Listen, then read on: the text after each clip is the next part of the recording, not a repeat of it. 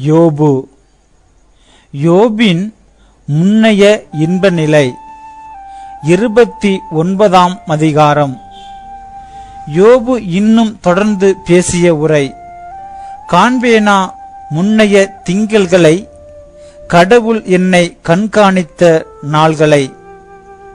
அப்போது அவர் விளக்கு என் தலைமீது ஒளி வீசிற்று. அவரது ஒளியால் இருளில் நான் நடந்தேன்.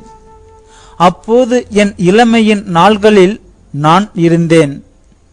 கடவுளின் கருணை என் குடிசை மீது இருந்தது. அன்று வல்லவர் என்னோடு இருந்தார்.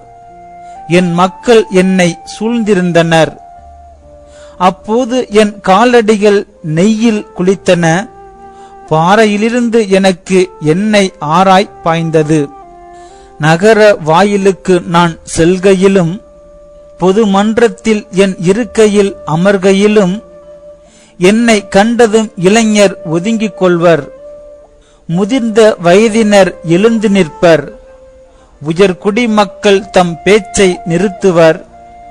கை கட்டி வாய்ப்பொத்தி வாளாவிருப்பர்.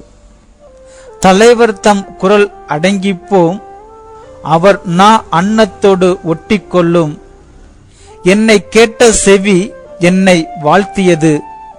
என்னை பார்த்த கண் எனக்கு சான்று பகர்ந்தது. ஏனெனில் கதறிய ஏழைகளை நான் காப்பாற்றினேன். தந்தை இல்லார்க்கு உதவினேன்.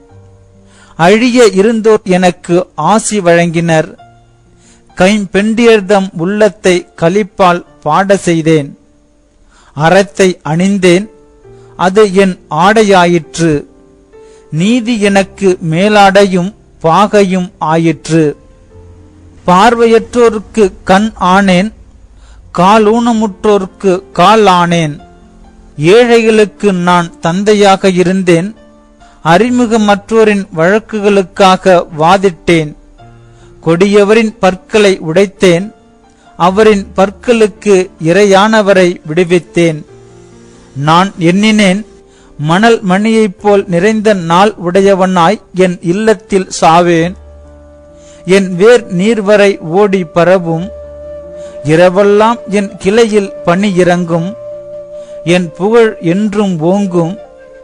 என் வில் வளைதிறன் கொண்டது. எனக்கு செவி கொடுக்க மக்கள் காத்திருந்தனர்.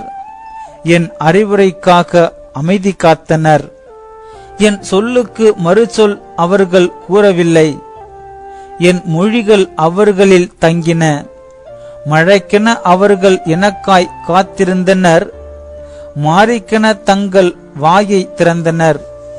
நம்பிக்கை இழந்தோரை என் புன்முறுவல் தேற்றியது. என் முக பொலிவு உரமூட்டியது. நானே அவர்களுக்கு வழியை காட்டினேன். தலைவனாய் திகழ்ந்தேன்.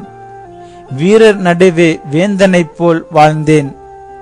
அழுகின்றவர்களுக்கு ஆறுதல் அளிப்பவன் போல் இருந்தேன்.